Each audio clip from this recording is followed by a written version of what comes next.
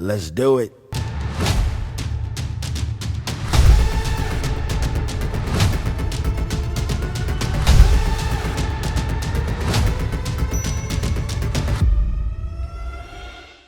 Oh, hello again, rabid internet fan base. Welcome back, everyone, to the Hemingway Land YouTube channel for the final weekly video of 2025. Before we get to the good stuff, guys, let me bore you with the story, because I know how much you all enjoy this. I promise, however, the story will have a point. Bear with. Here we go, guys.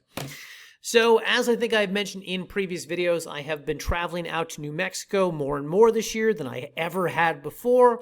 I was out there about a little over a dozen times this year, driving back and forth from Vegas to New Mexico. When I was out there in May of this past year, I got wind of the fact there would be a tax auction up in Taos County.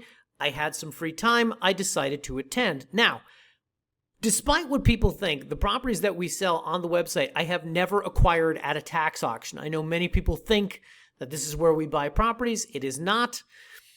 So I had never been to one before, and it was a little bit of just sort of an academic interest, like, oh, what is this actually like, number one.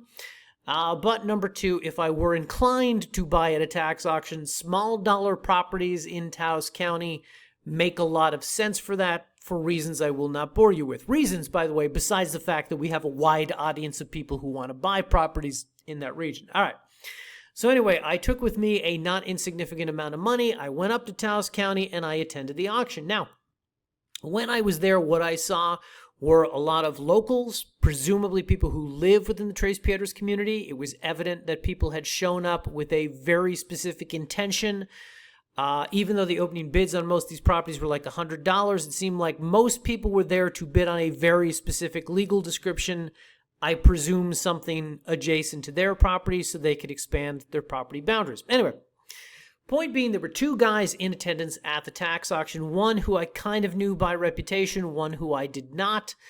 But both of these guys, it has since become clear to me, are people who buy land at tax auctions specifically so they can resell them online. They're in the business of doing what I do, blah, blah, blah. Anyway, so opening bids on most of these properties were about $100. Most people stopped bidding at $400, $500. These guys, however, came to purchase as many properties as they possibly could. And without exaggerating, I would say that both of them brought over $100,000 in cash or cashier's checks to bid on properties, because they bid on everything. And I would say 90+% of what sold at the auction sold to one of these two guys. And sold, by the way, for more than I would list a property in this region for. We list quarter acres in that region for $900. We list half acres for $1,800. These guys easily bid everything up to at least $2,000. So presumably they, ended up selling them for $3,000, $4,000, something like that. Anyway, I found, both their websites. I looked at when they eventually added this inventory to the websites, and everything was dramatically higher than I would list a property for out there. So anyway, the point is, it was a good learning experience, and I had opportunity to attend a second auction later in the summer. I decided to go. Sure enough, these two guys were there. It was the same sort of conspicuous display of wealth. They overbid everyone on everything. They ended up buying a lot of properties. They listed them for far more than I would list them for, so on and so forth. Now, I bring this up, guys, because we've actually had a surprising number of people reach out to us this past year about the tax auctions. Things like, Hemingway, are you going to go to the tax auction? Are you going to be there? I'd kind of like to meet you. Shockingly, I couldn't believe it either. But a lot of them were, hey, I'm trying to buy this property. Are you going to be there bidding on it? Are you going to buy it? Is it going to be on your website? So on and so forth. So anyway, if you are one of those people, if you are aware of the fact that the very next week, this video is going live on December 12th. Very next week, December 16th, there's going to be a tax auction in Socorro County. You will be interested to know that the properties we are debuting today are part of a bulk acquisition of about 37 properties that we have purchased from someone. We began negotiating this back in August, and it wasn't until November that I understood why this person wanted to sell these properties, because in November, the state of New Mexico added them to the tax auction list for December. So it became evident this person needed to liquidate all these properties before the state just took them away from us. They were trying to get any amount of money they could, blah, blah, blah. The point is that there are 37 property, roughly 37, that are on the list to be auctioned off next week. We have purchased them. We have taken title on them. We have paid the taxes on them. Have they been removed officially from the list yet by the time you're watching this video on December 12th? Probably not, but they will be. Whatever the case, this is an ideal opportunity for any of you who are looking at these auctions, who are planning to attend this auction, because we will have these properties priced at basically what we normally sell them for, as opposed to dramatically higher. And even though many of you are thinking, hey, Hemingway, the opening bid was $500. Guys, I saw 2 of these auctions this year. I saw everything I needed to see. There's no way you would be able to buy these properties for $500, $1,000, $1,500, or I would suggest even $2,500 or $3,000. The point is that we have a whole bunch of properties. We're debuting 10 this week. The others we're going to hold till January. But we've got a bunch of properties that were on that list that you will be able to buy for, I guarantee you, less than you would have been able to purchase them for at the tax auction. Number 1, number 2, number 3, you can do it from the comfort of your own home, in your pajamas. Even better, guys. And number 4, if you are so inclined to get title insurance on any of these properties, that will be easier to do because they won't have been through a tax auction. As I discussed in previous videos, New Mexico title companies won't touch a property that is sold at a tax auction for 7 years. Fortunately, guys, we have chain of title on these. They didn't sell at a tax auction. They sold directly to us. So if you are somebody who does want to acquire title insurance on the property, you will be able to do that with the properties that we have that are going live today and that will have appearing subsequently on the website over the next, month or so. Blah, blah, blah. I tried to get that story in under 10 minutes, guys. These videos are going long. I tried to do you a favor on this. Anyway, the point is I just wanted to express that if you are somebody who's been eyeballing these tax auctions, which I'm seeing more and more of, these are properties you may have been looking at, you may have seen on the tax auction list. We own them. We're selling them. You're going to be able to get them for less. One of the many advantages from purchasing from Hemingway land. With all that said, guys, that's all from me. Let's get to the final special thanks of 2025. Here we go.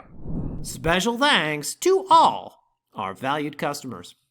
All right, people, here we go. Final special thanks of 2025. Starting off in New Mexico, more specifically Rio Grande County. We sold that new 1-acre property in the Talavera subdivision to Sarah, first-time buyer Sarah.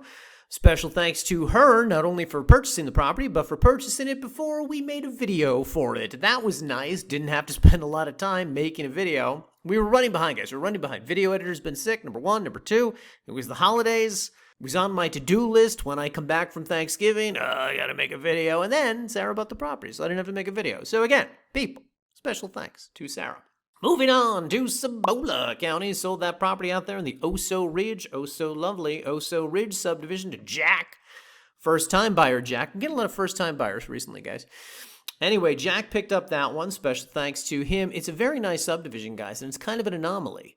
Power, underground utilities, right by the forest, the national forest, paved roads as well. We were negotiating the purchase of 3 other lots out there a couple months ago. I really like this sub. I really want to buy more out there. Seller disappeared, guys. Seller disappeared into the ether. I don't get it. If you get another offer, if you get a higher offer, just tell us. Just be like, oh, sorry, I got a better offer. Or allow us to counter it. But don't just disappear. It's poor form, guys. It's poor form. I'm just saying. Anyway. Moving on to Valencia County, sold some land to returning customer Jamila. Special thanks to her. And up in Taos County, sold some land also to returning customer Jamila. She picked up that big 2-acre property that we listed just last week. Scooped it up super fast, guys. Had a lot of interest in that, unsurprisingly. But Jamila was the one who got there first. So again, special thanks to her. And the other property sold in Taos County last week to James and Teresa, first-time buyers. Welcome to them. Special thanks as well. And of course, guys, we have properties slowly, ever so slowly, making their way through escrow in Hawaii, Oregon, New Mexico, and Nevada. So check back with us in 2026 to see if those things made it to the finish line. It's really good, particularly for these owner financing deals that people are doing, because you place the down payment, you place like the $500, and then you don't have to pay the remainder of the down payment or the first monthly payment for like 6 years because the title company attorneys take their sweet loving time. So anyway, check back again with us in 2026 to see what happens with those 4 deals. In the meantime, guys, let's get to this week's. Here we go. New properties. Take it away, video editor. All right, people, going live on the site this week, we are closing out 2025 with a bulk acquisition of properties in everyone's favorite planningless and zoningless Socorro County. More specifically, as regular viewers of this channel have very likely already guessed, the Rio Grande Estates subdivision. Now, for the uninitiated, this subdivision is located just 40 minutes south of Albuquerque in this region over here, just east of the I-25 corridor. More specifically, guys, is all the land you see here, extending from the Valencia County line in the north to just past Highway 60 in the south. And this, of course, is a subdivision consisting almost entirely of 1-acre parcels, where anything larger is usually the product of recombining adjacent acreage, which, it should be noted, is very difficult to find. In addition, while there are residential power lines throughout the sub, they are concentrated mostly in the regions closest to Highway 60 and some other small pockets throughout. Of course, guys, this is a very popular region with our buyers, not only because it is located in a county with no formal zoning, but because the Rio Grande Estates subdivision has, let's throw it up on the screen, no HOA, no annual dues, no covenants, and no restrictions. Which, of course, makes it ideal for those looking to either camp, live out of an RV full-time, or build what we like to call unconventional or non-conforming structures difficult to get permitted elsewhere. Structures such as, but not limited to, tiny homes, shipping containers, yurts, earthship homes, igloos, whatever. Basically, guys, if you can build it, you can live in it here in Socorro County. Now, finally, people, one of the other nice things about this region is that it sits in close proximity to both Belen and Los Lunas, where you can go for some easy grocery and supply runs, and it is located only 90 minutes north of Elephant Butte Lake, the largest body of water in the state, which, of course, makes for some nice weekend trips. Now, before we get into the specifics of today's listings, a couple things to know. Thing number one, today we'll be debuting the first tranche. We are going to say tranche of properties in bulk acquisition. Overall, we've purchased 26 new properties, but today we will only be debuting the first 10. The remainder, the second tranche, if you will appear on the website either in January or whenever we sell out, whichever comes first. Whatever the case, if you are looking for a specific legal description, feel free to shoot us an email and we'll let you know if we own it. Next, thing number two, the 26 properties that we have recently acquired are part of a negotiation we began back in September with the previous owner whose last name was Kane. And I'm telling you their last name because in November we became aware of the fact that all of these properties were going to be auctioned off by the New Mexico Tax and Revenue Department in December, more specifically on December 16th. The point is that in the last 30 days, we've taken ownership of these properties, and by the time this video debuts on the channel, we will have paid all of the back taxes, an amount, by the way, which totals $16,000 and some change. Now, will those payments be reflected on the Socorro County Treasurer's website, or will Tax and Revenue have formally removed the properties from the list as of December 12th? When this video debuts, that I don't know. That I can't speak to. County governments usually take a few days to update files. That said, they will not be auctioned off next week as planned. So if you are looking at any of the Kane properties, if you're planning on attending that auction, you are in luck because now we own them and will very likely be selling them for less than you would have had to bid at the auction.